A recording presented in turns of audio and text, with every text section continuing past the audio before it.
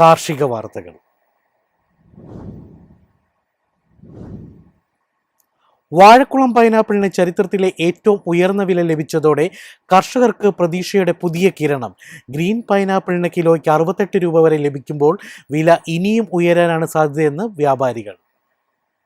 നിലവിൽ ഗ്രീൻ പൈനാപ്പിളിന് കിലോഗ്രാമിന് 68 രൂപയും സ്പെഷ്യൽ ഗ്രേഡ് ഗ്രീൻ പൈനാപ്പിളിന് 70 രൂപയുമാണ് വിപണി വില. ചിലയിടങ്ങളിൽ 75 രൂപ വരെ വില ലഭിച്ചെങ്കിലും ശരാശരി വിപണി വില 68 മുതൽ 70 രൂപ വരെയാണ്. ഇതിനു മുമ്പ് എ ഗ്രേഡ് പച്ച പൈനാപ്പിളിന് കർഷകന് ലഭിച്ചിരുന്ന പരമാവധി വില 65 രൂപയായിരുന്നു.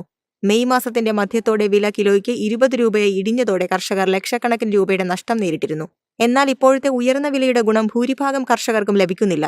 തോട്ടങ്ങളിൽ ഉൽപാദനം വളരെ കുറഞ്ഞ നിലയിലാണ്. സാധാരണ ലഭിക്കുന്ന വിളവിന്റെ 5 മുതൽ 10% വരെ മാത്രമാണ് ഇപ്പോൾ ബാക്കിയുള്ളത്.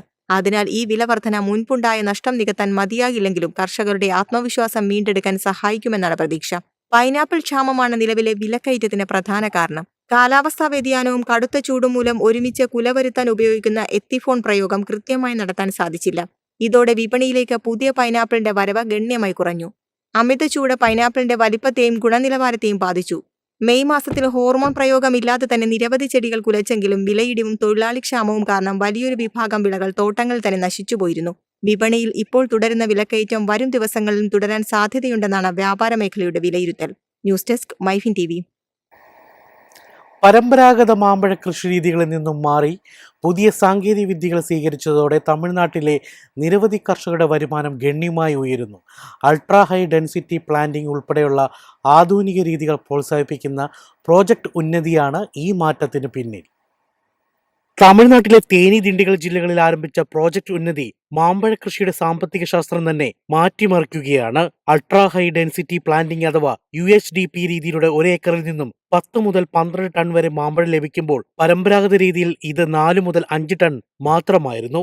മരങ്ങൾ 6 അടി ഉയരത്തിനുള്ളിൽ നിയന്ത്രിക്കുന്നതിനാൽ പരിപാലന ചെലവും തൊഴിലാളി ചെലവും കുറയുന്നു. കൂടാതെ വിളവെടുപ്പ് കാലാവധി 6 മുതൽ 7 വർഷത്തിൽ നിന്നും വെറും 2 വർഷമായി ചുരുങ്ങി. ഡ്രിപ്പ് ഇറിഗേഷൻ വഴി 40 മുതൽ 50% വരെ ജല ഉപയോഗവും കുറയ്ക്കാൻ കഴിഞ്ഞു.